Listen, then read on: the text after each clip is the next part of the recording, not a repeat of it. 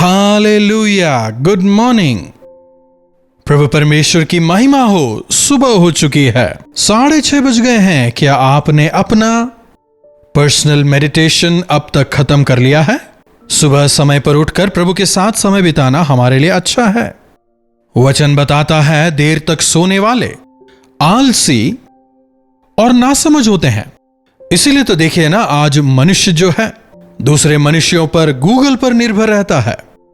लेकिन हमें जो कि प्रभु की संतान है, हमें प्रभु पर निर्भर होना है। सुबह सवेरे जल्दी उठकर हमें प्रभु के साथ समय बिताना है, प्रार्थना करना है, उनके वचन पर मनन करना है, तब हमारे सारे कार्य सफल होंगे। प्रार्थना से शुरू करें। पवित्र पिता, आपका धन्यवाद प्रभु, हमारे जीवनों के लिए आपके वचन की चेतावनी आवश्यक है। सुबह सवेरे उठकर आपकी मधुर आवाज को सुनना हमारे जीवन के लिए आवश्यक है। आपके संतान कहलाने वाले हम सबों की मदद करें कि हम हर रोज आपसे सुने, आपके वचन सुनकर सतर्क होकर आगे बढ़ने का अनुग्रह हम सबों को दें। यीशु के नाम से प्रार्थना मांगते हैं, आमीन। जबकि हम राजाओं के जीवन पर मनन कर रहे हैं, कितनी स्पष्ट तौर पर यह समझ आता है कि परमेश्वर की कृपा कितनी महान है। अगर परमेश्वर एक बार वचन दे देते हैं, फिर हम चाहे कितना ही उन्हें दुखी करें, विफल करते जाएं, लेकिन फिर भी वे अनुग्रह दिखाते ही रहते हैं। दाऊद की वजह से बाइबल में लिखा है, अगर आप वास्तव में परमेश्वर का अनुकरण करें तो आपकी कई पीढ़ियां आशीष पाएंगी। अगर वे गलतियां करें तो उन्हें सजा दूंगा, पर उनका तिरस्कार नहीं करूंगा। हम वचन में देख सकते हैं। हमारे जीवनों में हम इसका अनुभव करते हैं। इन राजाओं के जीवन से भी यही सीखते हैं। कल हमने यहोशापात के विषय देखा। यहोशापात के मरने के बाद उसका बेटा यहोराम राजगद्दी पर बैठता है। मैं उम्मीद करता हूं आप क्रमानुसार इस कार्यक्रम को देख रहे हैं, और अगर नहीं, बीते एपिसोड्स आप देख सकते हैं। तो इस प्रकार यहोराम राजा बनता है, और जब वो राजा बना उसकी उम्र 32 के करीब थी। एक परिपक्व व्यक्ति है ना। अपने पिता के जीवन को उसने देखा होगा, उसकी कमी घटियों से चाहता तो सीख सकता, अपने मां बाप की गलतियों से सीख ले सकता था। देखिए, हमारे मां बाप जो हैं वे परफेक्ट नहीं हैं, लेकिन उनकी कमी घटियों से सीख कर यदि हम परमेश्वर से प्रार्थना करें, प्रभु मेरी मदद करें कि मैं उन गलतियों को ना दोहराऊं, तब परमेश्वर हमारी मदद करेंगे और हम सफल होने पाएंगे। लेकिन अधिकार आने के साथ ही, राजगद्दी पर बैठने के साथ ही, परमेश्वर की आशीषों को टेक इट फॉर ग्रांटेड लेने लगते हैं। किसकी वजह से ये आशीषें मिल रही हैं? वे लोग, वे ही क्यों, हम भी तो ऐसे ही हैं ना। आशीषें पा लेते हैं, फिर परमेश्वर की अवहेलना करते हैं। यहोराम भी ऐसा ही करता है। राजा बनने के बाद परमेश्वर को भूल जाता है। देखिएगा, दूसरे राजा की पुस्तक 8वें अध्याय की 16वीं आयत से लेकर 24वें आयत तक हम यह देखते हैं। और दूसरे इतिहास की पुस्तक के 21वें अध्याय में भी हम यहोराम के विषय पाते हैं। अवश्य पढ़िएगा। कुछ मुख्य बिंदुओं को मैं रखना चाहूंगा। 17वीं आयत, दूसरे राजा की पुस्तक 8वां अध्याय 17वीं आयत। जब वह राजा हुआ तब 32 वर्ष का था और 8 बरस तक यरूशलेम में राज करता रहा। केवल 8 बरस। वह इस्राएल के राजाओं की सी चाल चला जैसा आहाब का घराना चलता था, क्योंकि उसकी स्त्री आहाब की बेटी थी और वह उस काम को करता था जो यहोवा की दृष्टि में बुरा है। किससे विवाह कर रहा है? आहाब की बेटी। आहाब भी राजा ही था, लेकिन वो इस्राएल का राजा था और वह दुष्ट था। दाऊद का जो राज्य था वो 2 भागों में अब तक बंट चुका है। यहूदा और इस्राएल दोनों प्रतिद्वंदी हैं। यरोबाम, मतलब जो उसका परदादा था, उसके दौरान ही राज्य बंट गया था। तो ये यहोराम अहाब की बेटी से विवाह कर लेता है और इसी वजह से वे उन्हीं की तरह जीने लगा है। जीवन शैली, देखिए, आपके जीवन साथी आपके जीवन पर बहुत बड़ा प्रभाव डालते हैं। परिवार का बनना या बिगड़ना उसी पर निर्भर है। बुद्धिमान स्त्री अपने घर को बनाती है और एक मूर्ख अपने ही हाथों अपने परिवार को ढा देती है, वचन हमें बताता है। इसलिए विवाह के विषय में काफी सावधान रहें, अविश्वासियों के साथ जुए में ना जुटें। परमेश्वर की इच्छा को जानकर, उन्हें समझकर विश्वासियों के साथ ही विवाह करें। आपके जो साथी हैं सबसे प्रमुख वो ही है, उसी के बाद सारी बातें आती हैं। अन्य बातों को प्राथमिकता ना दें। तो यहां यहोराम के जीवन में उसकी पत्नी का काफी अधिक प्रभाव था और इसीलिए धीरे धीरे वो परमेश्वर से दूर हो जाता है, मूर्ति पूजा करने लगता है, परमेश्वर को अहमियत नहीं देता, धर्मशास्त्र के अनुसार नहीं चलता। देखिए, परमेश्वर को चालाकी और मक्कारी की जरूरत नहीं, इसकी जरूरत शैतान को पड़ती है। सांप की तरह टेढ़ी मेढ़ी चाल चलने वाला। परमेश्वर को सीधे लोग चाहिए। अगर गलती हुई है तो उसे परमेश्वर के सामने रखकर उससे पश्चाताप करना, उनसे माफी मांगना परमेश्वर को पसंद है। सीधाई और खराई से चलने का यह मतलब नहीं कि पाप नहीं। पाप हुआ है, पश्चाताप करें, प्रभु माफ करेंगे। He doesn't like crooked ways. ये घुमाने वाली बातें, शॉर्टकट्स परमेश्वर को नहीं पसंद। अगर कुछ भी हम छिपकर कर रहे हैं, मतलब हम जानते हैं कि यह गलत है, इसीलिए तो छिप रहे हैं। उन कार्यों से परमेश्वर बैर रखते हैं। तो इस यहोराम ने परमेश्वर को काफी दुख दिया, लेकिन फिर भी देखिए 19वीं आयत देखिएगा। तो भी भले ही वो यहोवा की दृष्टि में बुरी चाल चल रहा था, फिर भी यहोवा ने यहूदा को नाश ना करना चाहा। यह उनके दास दाऊद के कारण हुआ, क्योंकि उन्होंने कि तेरे वंश के निमित्त मैं सदा तेरे लिए एक दीपक जलता हुआ रखूंगा। समझ रहे हैं? तो दाऊद की वजह से, दाऊद को दिए वायदे की वजह से इसको नाश करने की इच्छा परमेश्वर में नहीं हुई। परमेश्वर ने इसे नाश नहीं किया। आज हमारे जो दाऊद हैं, इस संसार के दाऊद नहीं हैं। आज भले ही हम परमेश्वर की खिलाफत करते हैं, उनके विरुद्ध कार्य करते हैं, उनके विरुद्ध चलते हैं, फिर भी परमेश्वर हमें सहन कर रहे हैं। वे हमें नाश नहीं कर रहे, वे हमारा तिरस्कार नहीं कर रहे, इसीलिए नहीं कि वे नहीं कर सकते, लेकिन केवल यीशु की वजह से, उन्होंने जो क्रूस पर किया उस वजह से, मसीह यीशु के अनुग्रह की वजह से, केवल यीशु की वजह से हम क्षमा किए जा रहे हैं। हम क्षमा के योग्य नहीं हैं, हम उसके काबिल नहीं हैं। हमेशा याद रखें, मैंने गलती की पर सजा नहीं मिला तो सब ठीक है, ऐसा बिल्कुल ना सोचें। उस सजा को यीशु ने उठाया, इसीलिए आप क्षमा किए गए हैं। अगर वही कंटिन्यू करें तो देखिए यहां क्या हो रहा है इसके साथ। आस पड़ोसी शत्रु बन गए। यहोराम का जो समय है उनसे युद्ध करने में ही बीत गया। जब उसे लगने लगा कि थोड़ा ठीक हो रहा है, तब वहां पर देखिए क्या हो रहा है। दूसरे इतिहास की पुस्तक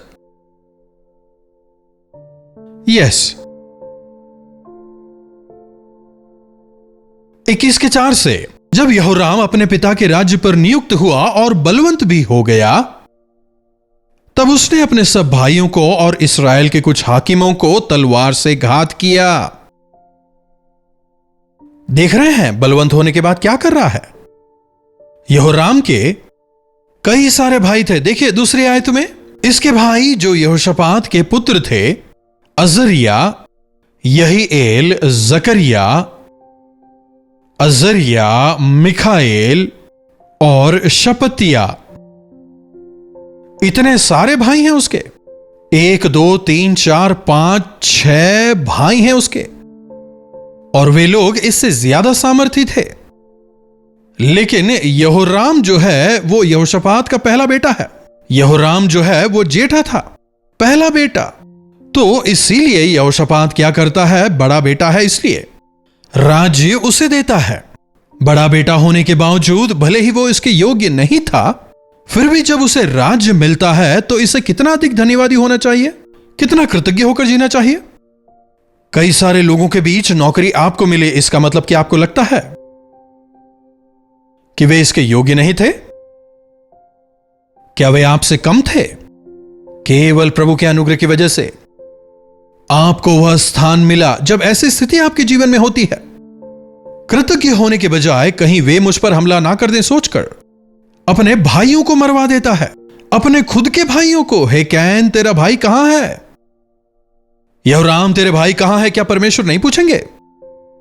तेरे अपने स्वार्थ की वजह से ना केवल अपने भाइयों की हत्या करता है, बल्कि वहां जो और हाकिम थे, सलाहकार जो थे, उन लोगों की भी हत्या करवा देता है। हां, अब ठीक है। कुछ लोगों को लगता है ना रहेगी बांस ना बजेगी बांसुरी, है कि नहीं? जो था काफी नहीं, ज्यादा पाने की इच्छा। आज हर जगह यही तो दिखता है। पॉलिटिकल पार्टीज को देखिए, परिवार के अंदर देखिए, व्यापार की जगहों में देखिए, यह शैतान का गुण है। प्रभु कहते हैं अपने समान अपने पड़ोसी से प्रेम कर, लेकिन लोग मैं अकेला ऊपर आऊं, बाकी सब खत्म हो जाएं। अपने प्रतिद्वंदियों को खत्म करने की मूर्खता, कैसी नीचता करता है। फिर भी तो भी दाऊद को दिए वायदे की वजह से तू अपनी मनमर्जी अनुसार जी रहा है, मेरी खिलाफत कर रहा है। फिर भी क्योंकि यीशु ने तेरे खातिर क्रूस पर जान दी और आज वे मेरे दाहिनी ओर बैठकर तेरे लिए विनती कर रहा है, इसीलिए मैं तुझे क्षमा कर रहा हूं।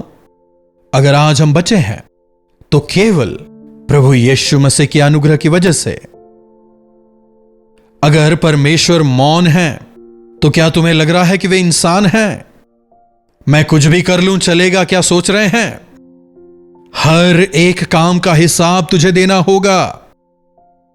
यहोराम के साथ भी बिल्कुल यही होता है। पूरी तरह वो परमेश्वर से दूर चला जाता है।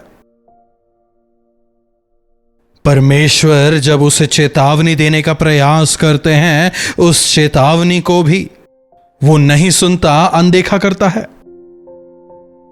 जी हां, परमेश्वर हमें चेतावनी देते हैं। सुनिएगा, परमेश्वर कभी भी बिना चेतावनी दिए, बिना सावधान किए, सुधरने का मौका दिए बिना कभी भी हमें सजा नहीं देते। उन दिनों में भविष्यवक्ता थे, आज पवित्र आत्मा है। आज परमेश्वर का जीवित वचन है।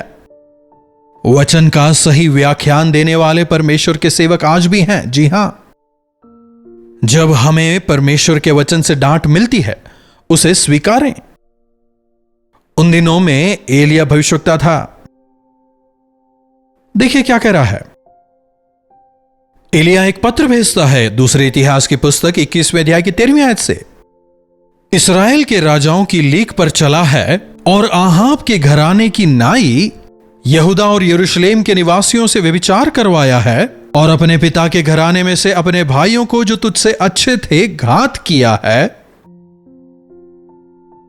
नहीं पता था किसने मारा, शायद एक्सीडेंट वगैरह में मर गया, सोच रहे होंगे। उरिया को युद्ध में आगे रखकर मरवाया, कोई नहीं जानता था, लेकिन अंततः दाऊद ने स्वीकारा, पश्चाताप किया। तूने जो रहस्य में किया, परमेश्वर उसे उजागर करेंगे। परमेश्वर देख रहे हैं अपने भाइयों को जो तुझसे अच्छे थे तूने घात किया। तू खुद भटक गया है, तू खुद पाप कर रहा है। उतना ही नहीं, जिन लोगों के ऊपर तू राजा है उन्हें भी तू गलत मार्ग में ले जा रहा है। इसलिए याद रखें, प्रभु के सेवकों का न्याय कठिन है। जब प्रभु का सेवक गलत मार्ग में जाता है, जब एक सेवक झूठा भविष्यवक्ता या झूठा सेवक बन जाता है, जब उसका मन परमेश्वर के लिए आत्माओं से हटकर संसार की चीजों पर लग जाता है, तब ना केवल वो खुद बल्कि उसके साथ जो हैं उन्हें भी नरक की ओर ले जा रहा है। सावधान, तू जो सिखाता है उसमें काफी सावधानी बरतना तीमुथियुस से कहता है। अपने जीवन को लेकर सावधान रह। एक सेवक के तौर पर, एक पिता के तौर पर, एक बड़े भाई या बड़ी बहन के तौर पर आपका प्रभाव आपके नीचे जो है उन पर पड़ता है। तूने ऐसा किया है, इसीलिए एलिया जो है इस राजा को एक खत भेजता है, खुद नहीं आता, केवल एक खत के जरिए उसे बताता है। फिर देखिए आगे क्या होता है। 14वीं आयत को पढ़ रहा हूं। इस कारण यहोवा तेरी प्रजा, पुत्रों, स्त्रियों और सारी संपत्ति को बड़ी मार से मारेंगे। 15वीं आयत, और तू आंतड़ियों के रोग से बड़ा पीड़ित हो जाएगा, यहां तक कि उस रोग के कारण तेरी अंतड़ियां प्रतिदिन निकलती जाएंगी। बाप रे, कैसी भयंकर बीमारी है। देख रहे हैं, चाहे पूरा शरीर ठीक हो, लेकिन अगर अंतड़ियां मतलब पेट, अगर आंतड़ियों में प्रॉब्लम हो जाए, अगर इंडाइजेशन शुरू हो जाए, अगर गैस्ट्रिक प्रॉब्लम हो जाए, जो खा रहे हैं वो पचना बंद हो जाए, पेट दर्द से वो इंसान कराह उठेगा। तूने परमेश्वर की इच्छा के अनुसार जीवन नहीं बिताया, इसलिए प्रतिदिन तो पेट के दर्द से पीड़ित रहेगा। उसकी वजह से तुझे तड़पना पड़ेगा, आंतड़ियां बाहर आ जाएंगी। तो जब एलिया इस प्रकार से खत भेजता है, एलिया ने और भी बहुत कुछ उस पत्र में लिखा था, सब कुछ देखने का हमारे पास समय नहीं है। बाद में आप इस अध्याय को पूरा पढ़िएगा। यह बीमारी से पीड़ित हो जाता है, इसके विरुद्ध शत्रु खड़े होते हैं और जो उसके पास था छीन के चले जाते हैं। मेरे पास बहुत कुछ है, लगता था सब चला गया, तबीयत खराब हो गई, अधिकार चला गया। सब कुछ जाने के बाद 18वीं आयत देखिए, और इन सब के बाद यहोवा ने उसे अंतड़ियों के असाध्य रोग से पीड़ित कर दिया, और कुछ समय के बाद अर्थात 2 वर्ष के अंत में उसकी अंतड़ियां निकल पड़ी और वह अत्यंत पीड़ित होकर मर गया। प्रभु मुझे क्षमा करें कहकर क्या उस बीमारी के दौरान ही वह प्रभु को पुकारता है? अपने रोगी होने पर प्रभु मुझ पर दया करें, क्या हिजकिय्याह की तरह ही उसने प्रार्थना की? उस बीमारी से करीब 2 साल पीड़ित रहा, 1-2 दिन नहीं। हे प्रभु मेरे पापों को क्षमा करें, मेरे दोषों को अपने लहू से धोकर शुद्ध करें। क्या दाऊद के समान ही उसने प्रार्थना की? कुछ लोग काफी ढीठ हो जाते हैं। हां, जैसे उन्होंने अब तक मेरे लिए बहुत कुछ कर दिया, अब क्या करेंगे कहकर प्रभु को नहीं पुकारते।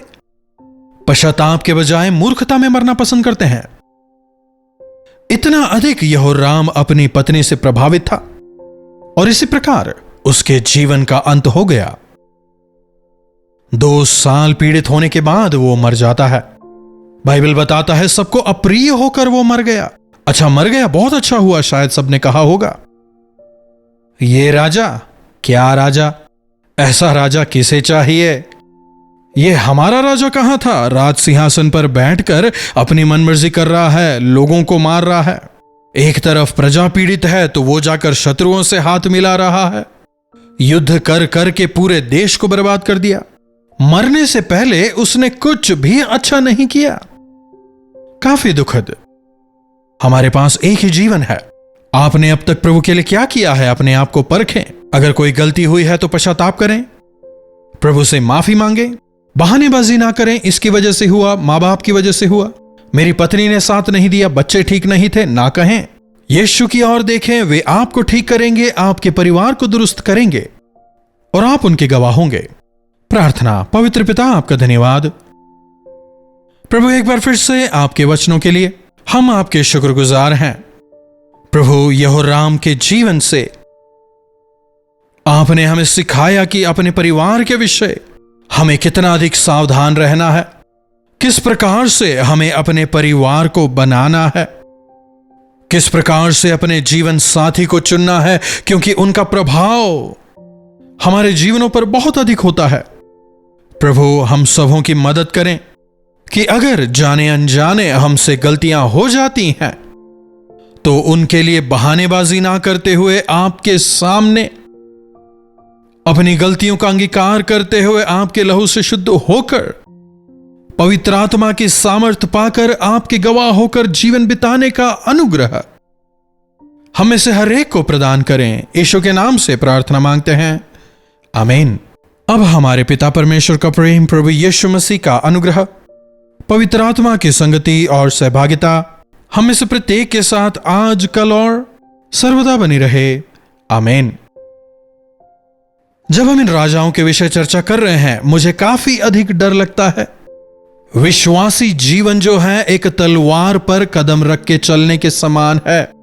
हम अकेले इस पर नहीं चल पाएंगे। मसीह यीशु की ओर निहारते हुए उनकी सामर्थ के साथ हमें चलना है, तभी हम जीवन में सफल होने पाएंगे। अपनी कमी घटियों को आप प्रभु के सामने रखें, प्रभु से प्रार्थना करें, प्रभु के सामर्थ को पाएं। प्रभु आपकी मदद करेंगे। अगर इसमें आप हमारी मदद चाहते हैं तो हम भी आपके लिए प्रार्थना करने के लिए तैयार हैं। अपने प्रार्थना विषयों को आप हमें 9884907779 पर व्हाट्सएप, वॉइस मैसेज या फिर टेक्स्ट के जरिए भेज सकते हैं। हम आपके लिए प्रार्थना करेंगे। आप भी प्रार्थना करें, प्रभु अवश्य चमत्कार करेंगे। अगर आपने अब तक चैनल को सब्सक्राइब नहीं किया है तो सब्सक्राइब करें। जरूरतमंदों के साथ आप इसे शेयर भी कर सकते हैं। लाइक भी आप जरूर करिएगा। इन्हीं वचनों के साथ आज मैं आपसे विदा लेना चाहूंगा। दोबारा मिलने तक प्रभु परमेश्वर का अनुग्रह हमें से हर एक पर लगातार बना रहे। कल्वरी दर्शन, ये है प्रेम के दर्शन, यीशु प्रेम के दर्शन।